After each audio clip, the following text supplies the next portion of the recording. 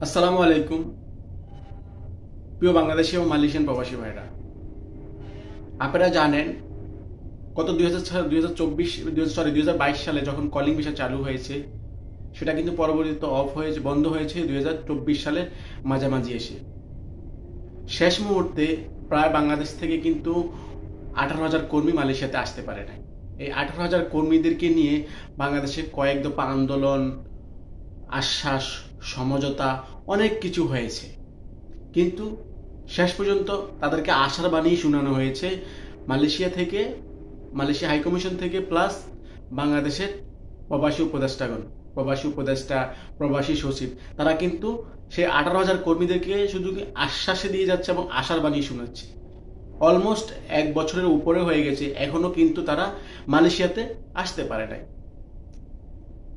এবং অনেক রকম চাঞ্চল্যকর তথ্য দিয়েছেন ওনারা। আসতে পারবেন, আসবে প্রথম ধাপে, দ্বিতীয় ধাপে, প্রথম ধাপে 8,000, 8,000, 9,000, পরবর্তী ধাপে আবার অনেক সময় বলা হয়েছে যাদের কলিং আগে হয়ে গেছে এবং ম্যান পাওয়ার হয়ে গেছে তারা আগে আসবে, কিন্তু যাদের কলিং হয়েছে ম্যান পাওয়ার হয় নাই তারা পরে আসবে। বিভিন্ন রকমভাবে তাদেরকে বিভিন্ন সময় বিভিন্ন রকম মোটিভেট করা হয়েছে, কিন্তু আজকে প্রায় 1 বছরের কাছাকাছি, প্রায় 1 বছর হয়ে গেছে, এখনো কিন্তু সেই 18,000 কর্মী মালয়েশিয়াতে আসতে পারে নাই। তারই মাঝে মাঝে কিন্তু কয়েকদিন আগে পররাষ্ট্র সচিব কয়েকদিন আগে মালয়েশিয়া হাইকমিশনে এসেছেন এবং সেখানে মালয়েশিয়া প্রবাসী শ্রমিকদের কল্যাণ নিশ্চিতকরণ এবং বাংলাদেশিদের জন্য উপযুক্ত কর্মসংস্থানের সুযোগ সৃষ্টিকে এই মিশনে একটি গুরুত্বপূর্ণ দায়িত্ব বলে উল্লেখ করেন তিনি। এক্ষেত্রে মিশনের তৎপরতা বাড়াতে বলেন। এই প্রসঙ্গে ভিসা পেয়ে মালয়েশিয়া আসতে না পারা প্রায় 18,000 শ্রমিকের সমস্যা সমাধানে মালয়েশিয়া সরকারের সকল অংশীজনের সাথে নিবিড় যোগাযোগ অব্যাহত রাখার নির্দেশ দেন তিনি।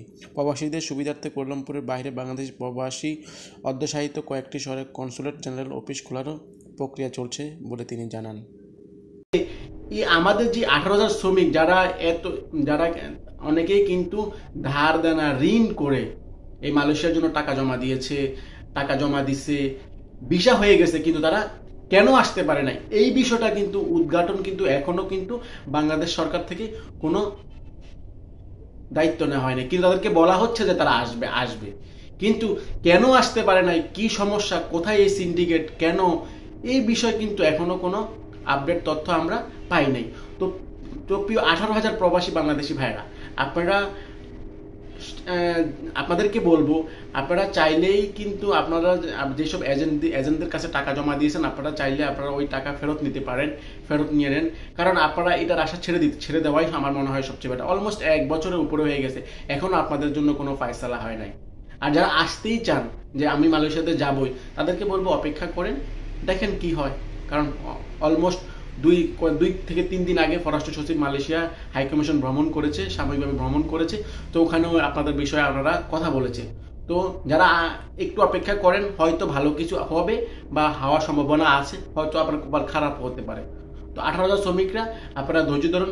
আন্দোলন ডাক দিয়ে কোনো ফায়দা তো আপনারা এখনো নিতে পারেন নাই। তো 18,000 প্রবাসীদের লাস্ট আপনাদেরকে একটা কথা বলবো, একটু ধৈর্য ধরেন, আরেকটু ধৈর্য ধরেন, ইনশাল্লাহ হয়তো ভালো কোনো সুসংবাদ আপনাদের জন্য আসতে পারে। তো এটা নিয়ে কিন্তু মালয়েশিয়া অবস্থিত বাংলাদেশ হাইকমিশনও কাজ করতেছে আপনাদের এই বিষয় নিয়ে, যেটা আমরা বুঝতে পারলাম যে পররাষ্ট্র সচিব উনি জন আসছে, উনিও কিন্তু আপনাদের এই কথাটা আলোচনা করছে, কিন্তু কেন, কোথায় এই সমস্যাটা, এটাই আমরা এখনো অজানা এবং অদৃশ্য রয়ে গেছে।